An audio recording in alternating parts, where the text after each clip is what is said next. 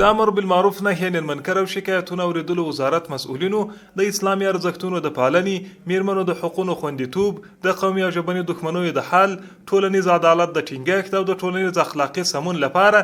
د ټاکل شوی پالیسۍ پر اساس د ټولنیز سمون په موخه کړنې ترسره کړي دي. په دې اونۍ کې د امر بالمعروف نهي عن المنکر او شکایتونو اوریدلو وزارت محتسبینو د امیر المؤمنین حفظه الله له لوري د نوي فرمان د عملي کولو او د یوې سالمې ټولنې د رامنځته کولو په موخه له خوست او زابل ولایتونو څخه 222 تنه رواني ناروغان راټول او د یادو ولایتونو اړوند 3 میاشتې ریاستونو ته یې د درملنې په موخه ورسپارلې دي.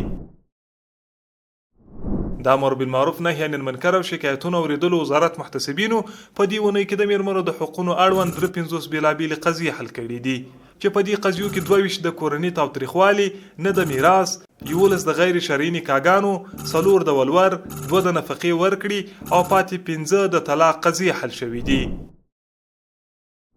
محتسبینو په ټولنه کې د قومي او ژبني تعصباتو د مخنیوي او د یووالي روحیې د پیاوړي کولو لپاره د هیواد په کچه 15 لوی دښمنۍ او 18 وړې شخړې حل کړي دي.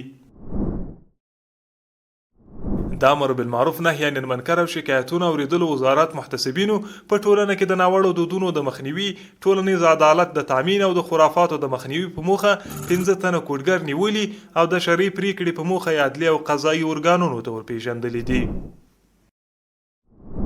او وروستی خبر دا چې محتسبینو په بازارونو کې د سود، احتکار، ترازو کې د کموالي، د تاریخ تیر او بې کیفیته موادو د خرڅلاو د مخنیوي په موخه له سوداګرو او هټیوالو سره 2 اصلاحي ناستې کړي دي. مولاي صل